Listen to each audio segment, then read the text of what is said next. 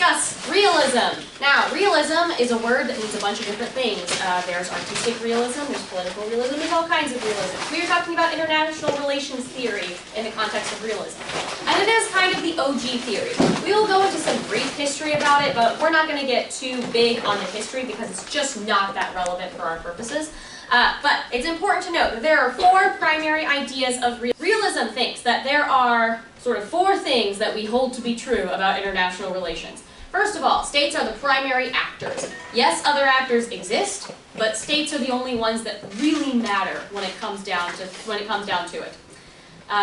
So that means that, like terrorist organizations, multinational corporations, etc., they are all subservient to the power of the state. Now, when I say the state, I do mean like the formal political structure of a given country. So when we talk about the state here in the United States, we're usually talking about the federal government. Sometimes we're talking about state governments, but usually it's more like the federal government or the state governments in conjunction with the federal government.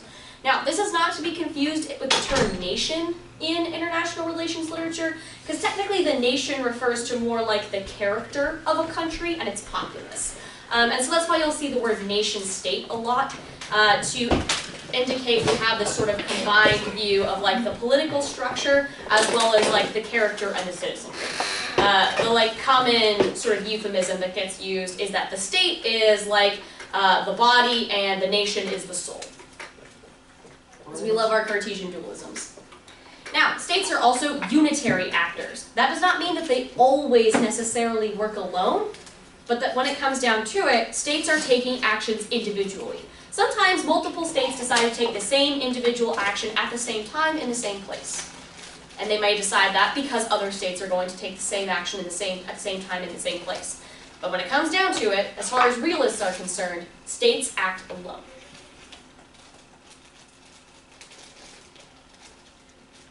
We also kind of have to assume, for the purposes of international relations, that actors are rational.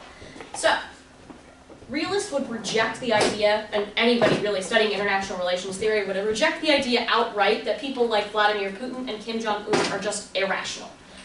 One, because it defeats the purpose of their discipline. It's very difficult to make predictions about somebody's behavior if they're just irrational. And that's kind of what IR theory is all about, is predicting people's behavior. And so part of that is just, their discipline wouldn't exist if we didn't assume that. But also, every sect of international relations theory pretty much holds that even if you don't understand an actor's rationale, they are still a rational actor. Now, what it means to be a rational actor varies from context to context. We'll get into what it means in the context of realism specifically, but that's pretty much something that we have to take for granted no matter the theory of international relations. And so next year when we start getting into especially like why did Putin invade Ukraine, there are a whole host of explanations for that don't require us to think that Putin is just like office rocker or whatever. Because it's like not a useful or helpful interpretation most of the time. The fourth contention of realism is that the international system is anarchy or anarchic. This just means that there is no like world government, so to speak. It doesn't mean that there is like literally no order period ever whatsoever at all. But it does mean that that order at the end of the day is contingent on the individual behavior of individual states. There is nobody that is able to be so sort of like the world government and order people to do what they want. No one has the monopoly on violence. Globally speaking. In an individual country, the state has the monopoly on violence. That's why individual states, generally speaking, are not anarchical. But the international system is, according to realists. Any questions? So technically, realism goes all the way back to ancient Greece with our friend Thessalicon, who was writing about the Peloponnesian War. He was trying to figure out why Athens and Sparta kept going and doing a war about it. But his theories were sort of rudimentary, for obvious reasons. Usually when you're the first person to come up with an idea, your theories are pretty rudimentary. Where we get a lot of the modern characterizations for realism is good old, everybody's favorite psychopath Machiavelli. So Machiavelli wrote this thing called The Prince. And in The Prince, he's trying to make, let's call them broad, assessments or stipulations about what makes a good leader and what leaders ought to do and how they ought to act. So, Machiavelli believed that a leader's primary concern should always be security, period. Nothing trumps that concern. Doesn't matter the circumstances, doesn't matter the instances. Security is of the utmost importance. Now, that often makes sense when you just like think about it in a vacuum, like if your state is insecure, that might cause a few problems.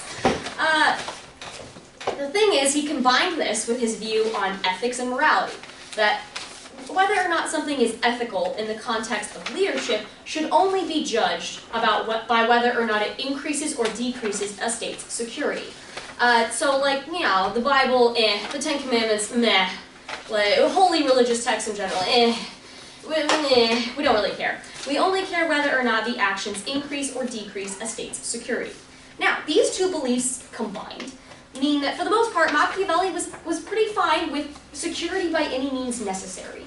And so, you know, if your peasants are revolting a little bit, just kill them. That will be the best way to increase your state's security.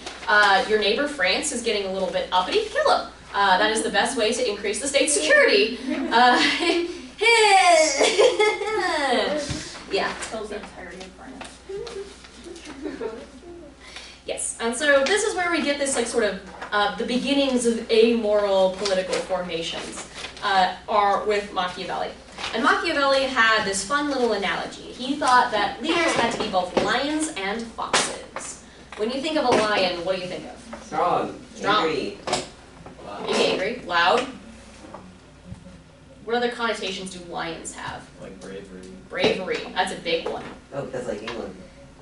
Richard the Lionheart! Yes. We have all of these, so like strong, brave, loud, forceful. These are all connotations we have associated with lions. And scary. What about foxes? Sneaky, subtle, sneaky and Sneaky, subtle, smart, cunning, absolutely. And so Machiavelli thought that a leader had to embody all of these characteristics. And your success as a leader would be dependent on your ability to know when it's the time to be brave and when it's the time to be sneaky, when it's the time to be loud and when it's the time to be cunning, that sort of stuff. Gryffindor and Slytherin and none of the others. I mean, Ravenclaws are smart, but no, Machiavelli did not like a Hufflepuff. It's not like curiosity. It's like smart because I want to manipulate my enemy so I can get scared. Yes. Machiavelli versus the entire Hufflepuff house. I mean, pretty much. Now, realism took a bit of a dip in international relations theory for a little while because the church was, you know, not a fan for obvious reasons. And then, like, there was this thing called World War I, and people were like, maybe not having any kind of morality in the way that we craft statehood is causing some issues for us. I'm not sure about this whole realism thing anymore. And then, we had this wonderful thing called the League of Nations, which people were like very convinced we're going to solve all the world's problems. We'll talk a little bit more about that next class when we talk about liberalism. But then there was the Second World War, and people were like, okay, that didn't really work either. What do we do now? And so this is when we get our first major update to the realist canon in like literally 400 years. And so Morgenthau did take a lot of Machiavelli's assumption kind of at face, but just had some things to add. That like politics is not like this sort of amorphous, unpredictable thing. We can predict it, and we can predict it because it's the same thing as human nature. So political organizations are made up of humans, and so as long as we understand human nature, then we can understand political formations, and we will understand how those political formations act. The issue with this was that there's not a great agreed upon definition of human nature. Realists think that humans are inherently competitive and inherently selfish. Lots of other people would disagree with that assessment. And so this became a source of debate. Like, what is human nature and what does it mean for humans to have a nature? And this was something that was being debated out in psychology fields at the time, and IR was borrowing a lot from. And so, like, B tier cake. Morgenthau, though, also thought that, like, we shouldn't worry about morality at all in policy making. It's a great way to get Czechoslovakia annexed by Germany, and so, like, maybe we should just, like, we should not care. What? Yeah. That was the example that he used in a lot of his writings. As he was like, see, people were like so worried about like stopping people from dying or whatever that they actually caused the war. So like maybe we should just not, you know, use morality as a guide because clearly we're bad at it. And he also thought that morality in some circumstances could lead to weakness. You'll notice that Morgenthau is writing primarily in 1948. What's going on in 1948? The Cold War! Cold War. Yes, the Cold War. We just learned about like a lot of the stuff in history. Not like this stuff, but like this stuff in like history. Yeah. And I completely forgot all of it. The Cold War. And so we got communists to fight. We can't be worried about like morality or whatever. That's silly.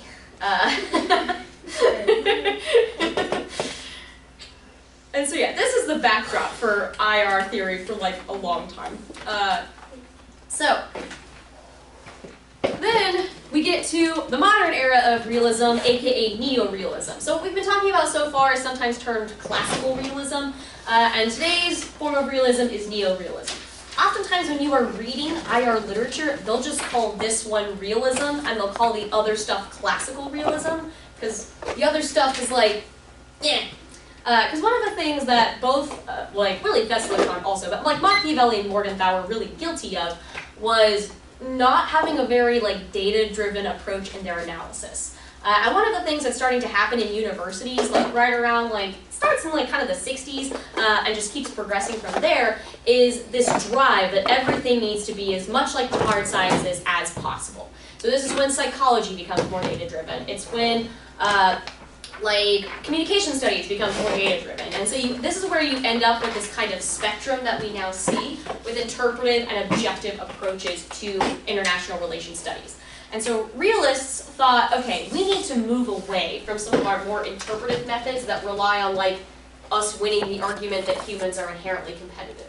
Because we may not win that argument, but we also don't think we need to. And so this is then the update to the original realist tenets. And so now it's not just that states are the primary actors, it's that great powers are the primary actors.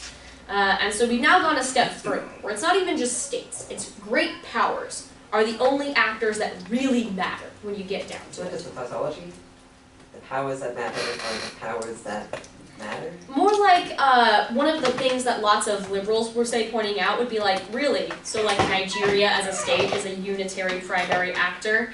And they were like, no, not really, that's a good point. Great powers are the primary actors. And so we're talking, you know, the United States, Russia. Not really China when this was first developed, but definitely China today, Europe, etc. So still no corporations? Realists today are still like, corporations are meh.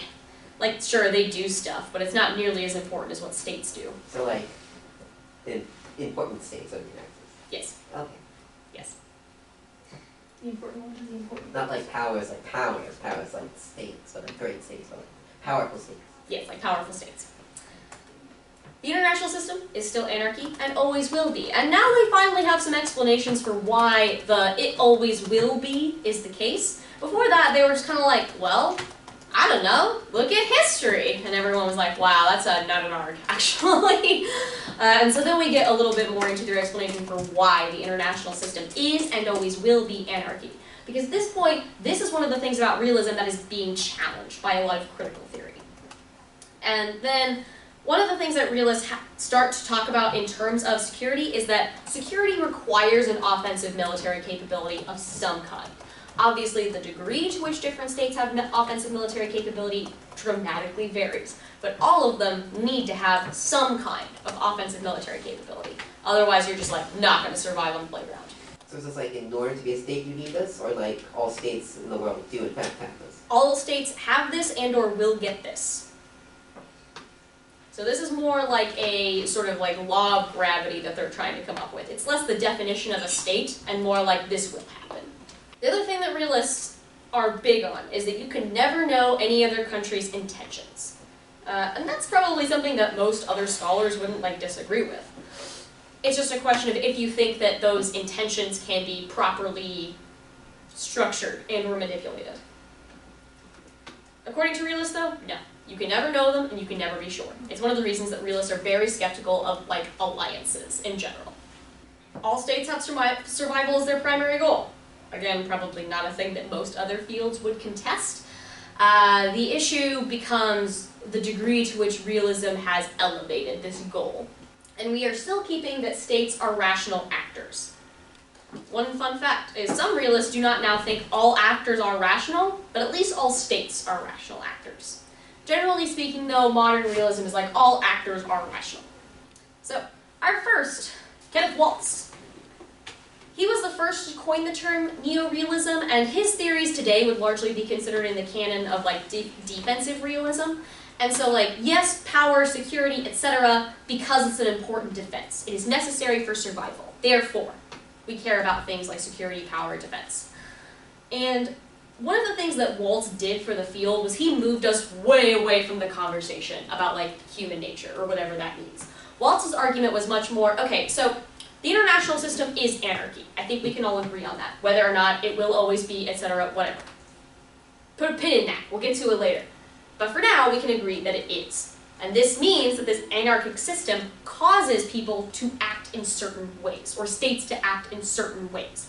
States' behavior is constrained by this anarchic system. So we don't need to prove that humans are like inherently competitive. We just have to prove that the anarchic system that states are under incentivizes competition, incentivizes untrustworthiness.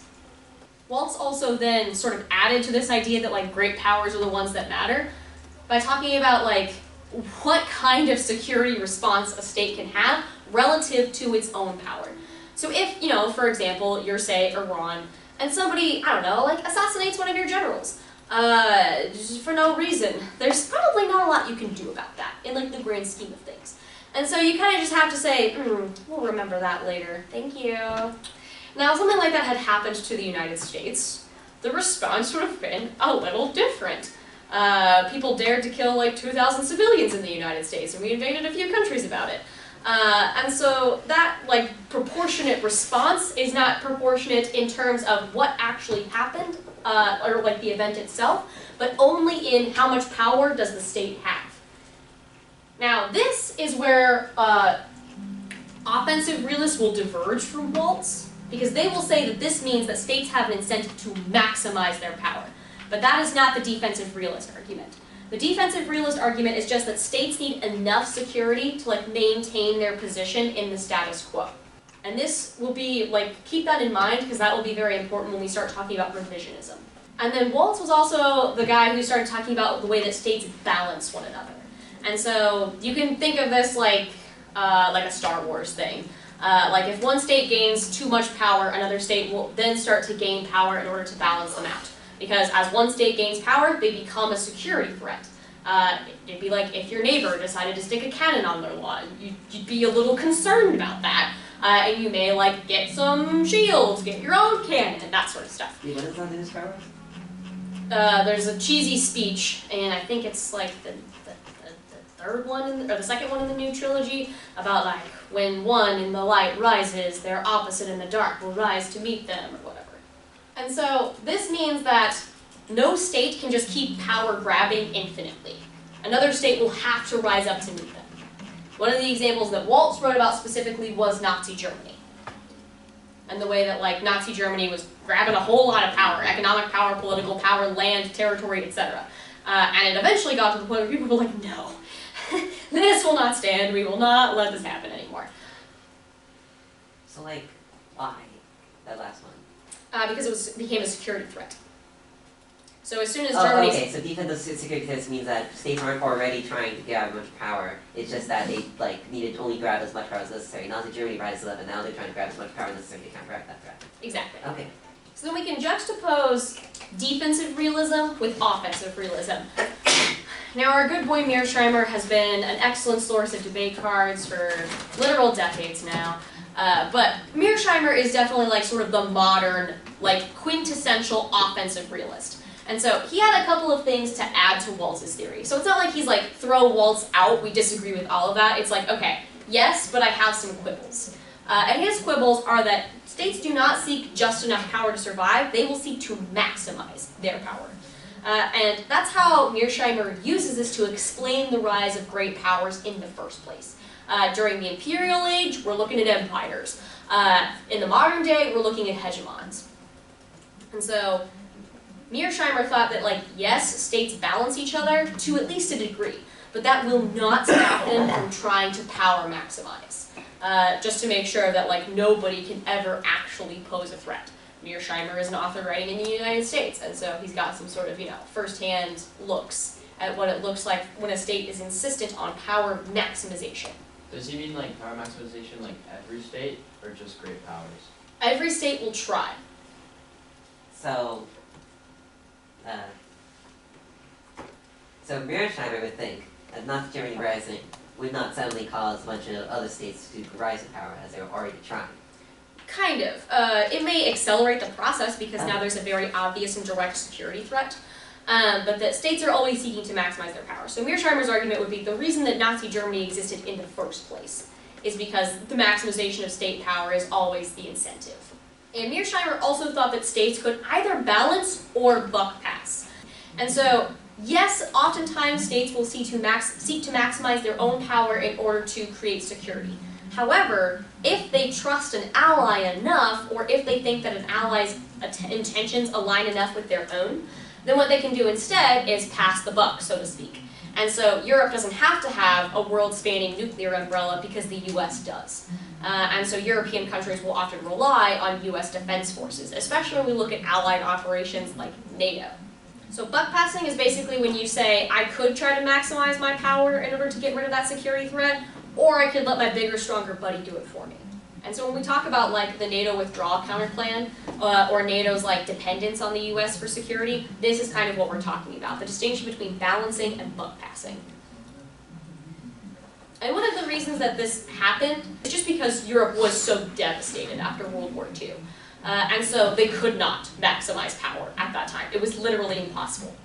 Whereas now, one of the things that we're seeing is the inconsistency of the American presidency is causing some European countries to rethink their buck-passing policy.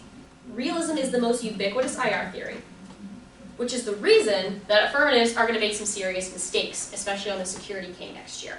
One of the things that's been just passed down through generations are these answers to the security K that just say realism is good and true.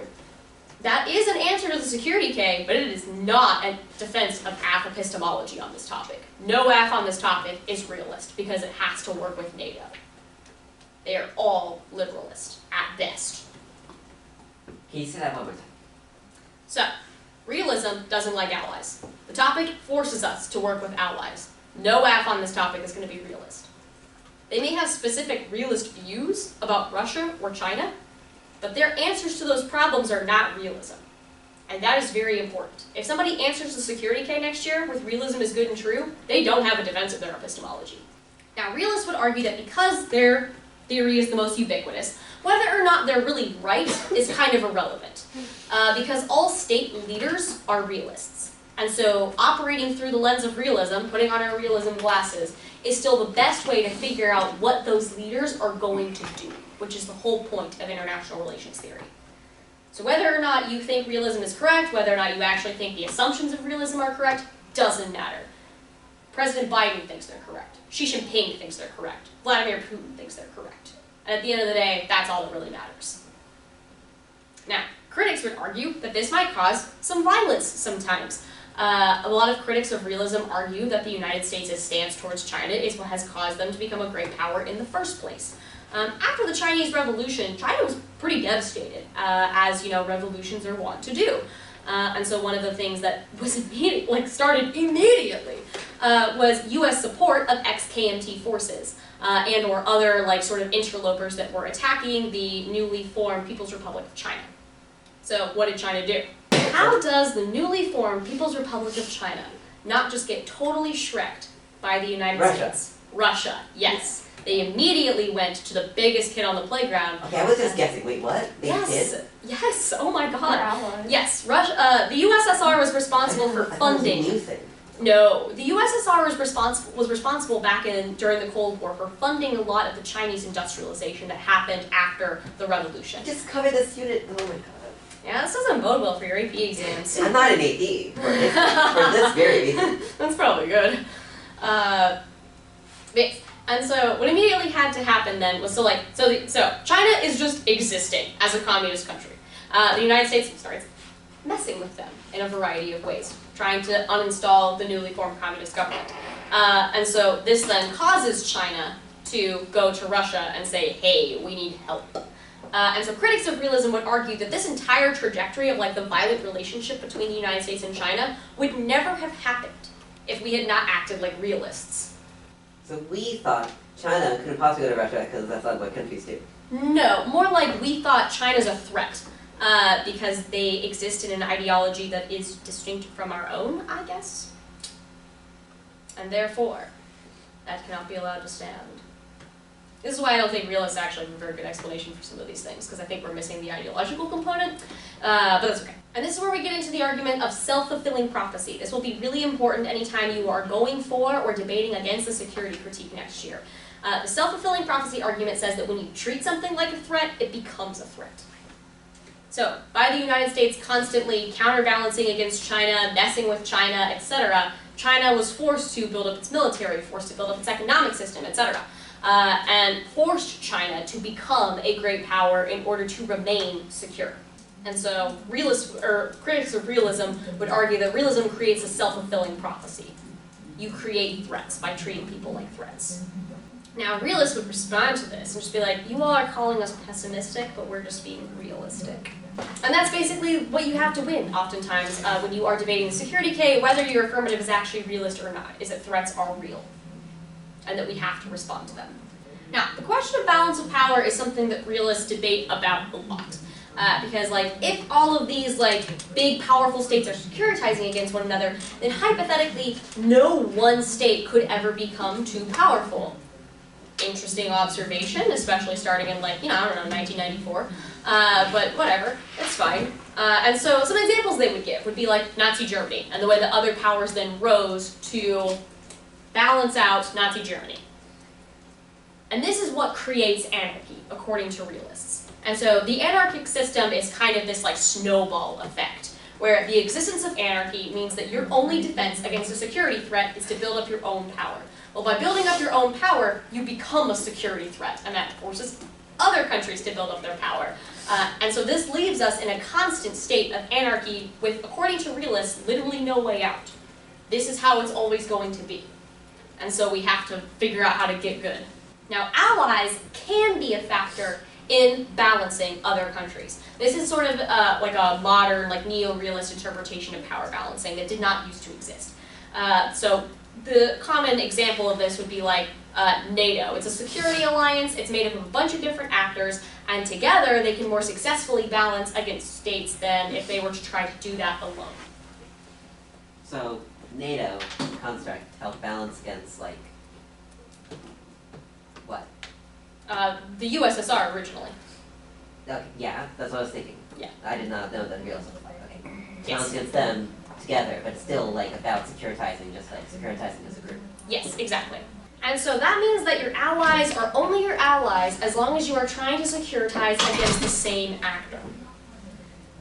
As soon as you no longer have an interest in securitizing against the same actor, or you become threats to one another, you don't have allies anymore. Again, critics of realism would call this awfully aggressive, but realists would just say that they're being prudent. It's not our fault, this is the way things are, we're just describing them. That idea of capital T truth, that there is one, and that we can know it, and it's not our fault it's that way. We just have to know that it's that way. Real? Exactly, it's just real. Just being real. Deterrence is a really important concept, especially as we go into next year, because one of the things that is really key about deterrence is it has to be a credible threat of significant force.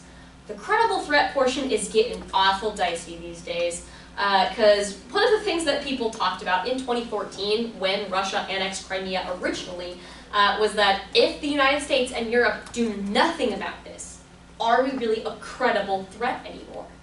We've already said we're not going to do anything about it. Lo and behold, what ends up happening? Russia decides to invade Ukraine itself. There are obviously a myriad of reasons for that, and they're boiling it down to just that one thing is a dramatic oversimplification. But it does mean that a lot of realists would say that the United States is no longer a credible threat. Because even if we have significant force, i.e.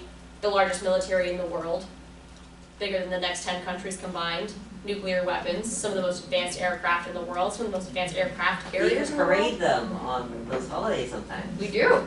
Doesn't matter, because we're never going to use them. Now, if you are willing to use force, but it's not enough, that's still not a deterrent. Has anybody ever seen that episode of Rick and Morty where they're fighting the Secret Service? Yes. If you touch him, he'll die. Yes, if you touch me, you'll die. There's no God. It all just goes dark. No, please don't Yes, I do know it. this. Yes, and then Never this watched this. Secret Service agent touches him and dies. And what does he say after that? I told you. When after the president is like, why wouldn't you just knock him out? Oh, I have seen that. Because it's a Because deterrent. then yeah, he just says that, and then like, Everybody So wants to be I don't knocked see out. Being knocked out isn't a deterrent. No, that's But- crazy. And so sanctions, for example, not a deterrent because it's not significant force. We believe it will happen, it's credible.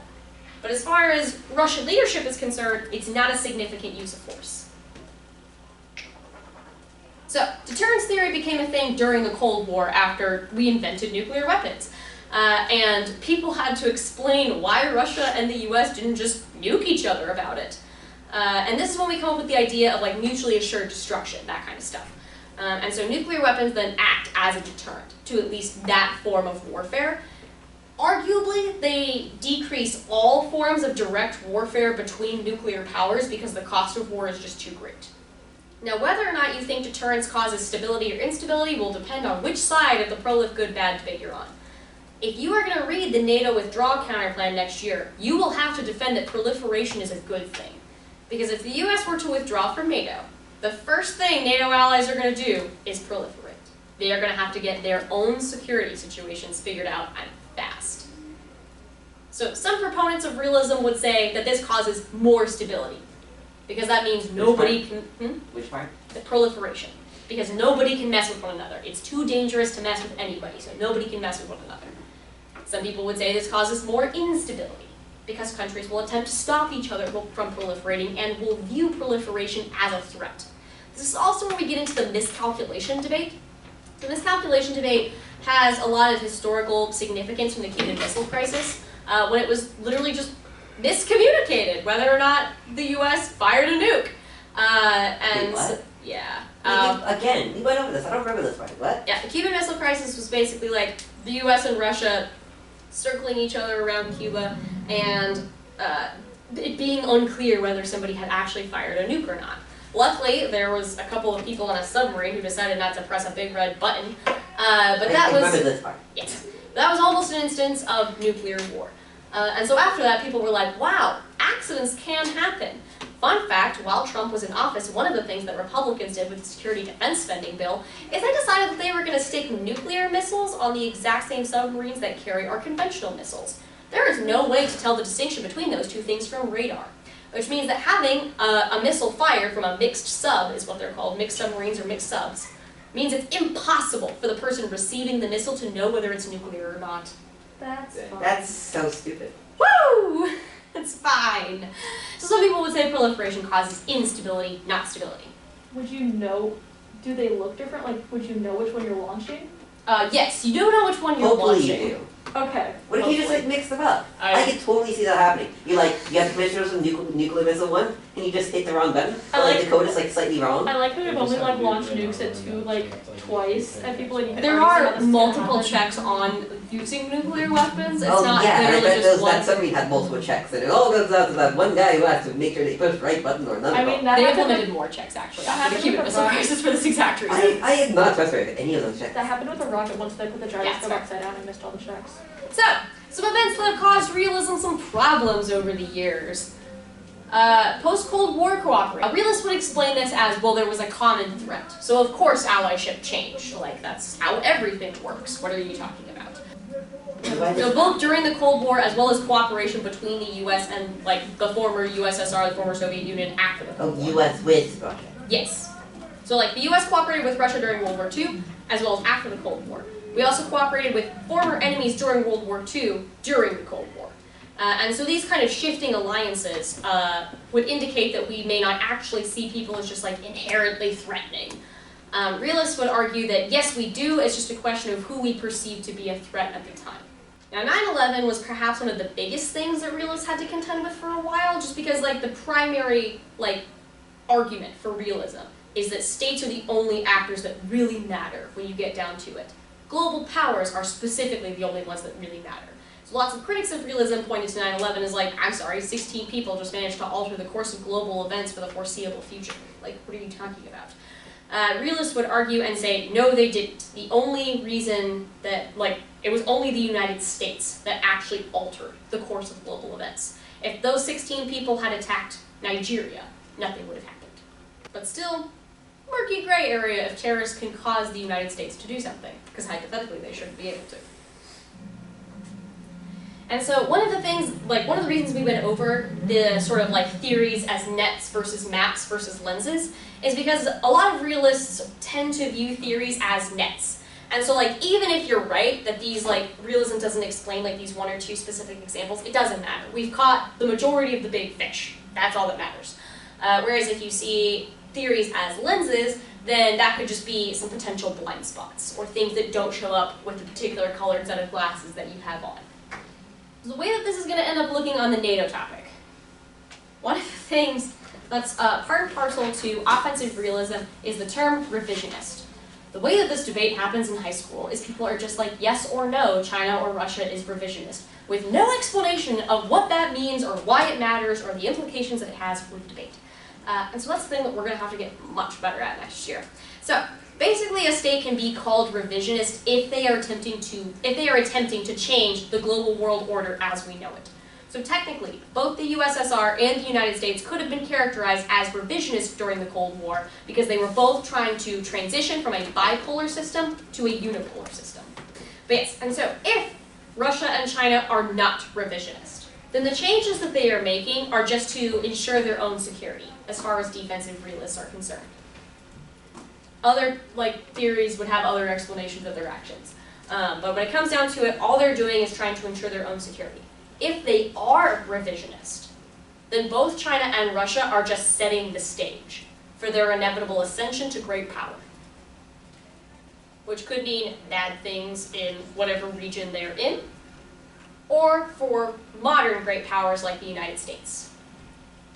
And so if you win that Russia or China is revisionist, you need to go that extra step and say that means yes, China war. Because it's not just that they're trying to shore up their own economy, it's not just that they're trying to get their tech capabilities on par with ours, it's that they are trying to transition to a multipolar world. If you win that China is not revisionist, then it's much easier to win the argument that no, they are just looking out for their own safety, their own security. But it's not enough to just win yes, no, revisionist. You need to go that extra step or that extra explanation. Because you should not assume that your judges know any of this stuff. If you think about it, the last time we had an international topic, in any way, shape, or form, was the arms sales topic. That was in Congress. Yeah. 2 topics ago. You think that sophomores on that topic learned much about international relations theory? Sophomores, freshmen, middle schoolers, sophomores and younger did not learn much about IR theory on that topic. Because sophomore year, you're just trying to make it. And so learning a lot of theory is not generally what you're doing as a sophomore. Those sophomores are going to be first year outs next year. They don't know anything about IR theory and they're the ones judging you. Now one of the things that's interesting is that realists aren't a fan of NATO. They don't like it. They think it's dumb. They think it's a great way for European countries to buck pass, especially Mearsheimer. So do they not like bug passing? No. Why not? Because that means that one state, i.e. us in most cases, is saddled with security and spending on military stuff for other states. A question that I would have for them is, do you really think our military spending would decrease if other people stopped buck passing? Wait, so did realists support NATO when it first happened? So the realist camp in international relations studies was sort of less codified back then. But no, they were much more a fan of build bigger, better weapons, and that's how we'll deter the Russians. So no ally. So if hypothetical NATO wasn't the bug passing, every country in this hypothetical NATO all securitized together against Russia and China and so on. Then we don't need realists NATO. like that? Well, we don't need NATO then. Oh, yeah, good point. And so that's the thing. Realists don't like NATO. So none of the asks on this topic can be from realists, from a realist perspective.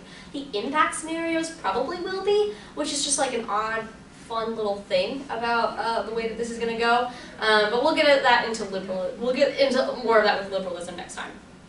And so that does mean that like NATO can be relevant so long as it is actually acting as a deterrent.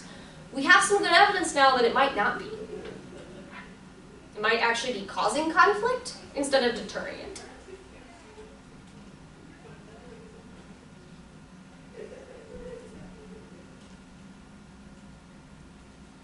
Now, one of the other really important points for real, they view hegemony as zero-sum. Both hard power and soft power. It's zero-sum. Every bit of power that China gains is a bit of power that we lose. So why does that mean they don't like allyship? Because the same applies technically to allies, just to a far smaller extent. So as long as Germany doesn't get too uppity, we'll tolerate them. They can be like a regional hegemon or whatever, since they're our friend. So does that just like I mess don't with the get it. balance What does this system? have to do Does that mess with with them the- not liking? Does that just like mess with the balance system? So, Sorry, two questions at once. yes. Sorry, what was your original question? So we've got allyship. Thing that they don't like, because hegemony is zero-sum. So every bit of power that somebody else gains is a bit of power that we lose. This does not apply the same to allies, but it still applies. So with allyship, I'm like letting my allies get some power that means that I'm losing said power. Yes. To a much smaller degree than if an enemy gets said power. And so long as France doesn't decide to get too uppity, they can have some power as a treat.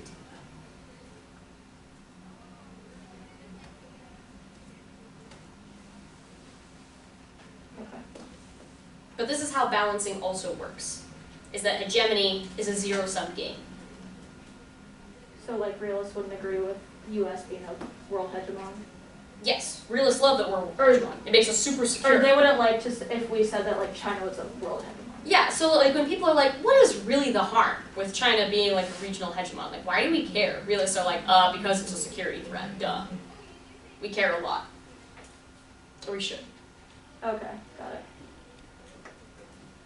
So if we think about this, the negative is overwhelmingly going to be the team that takes the realist perspective on next year's topic. It will just be a question of like, does it end up being a sort of like disad debate? Because one of the things that's super interesting is that like the negative could have a disad strategy that doesn't defend realism as a lens. The negative could end up attempting to win like, let's say like some sort of like argument about why NATO expansionism and or continuing to work with NATO will actually cause Russia war.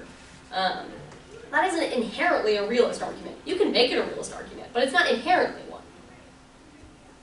Why not? Because it depends on why you think that it's being caused.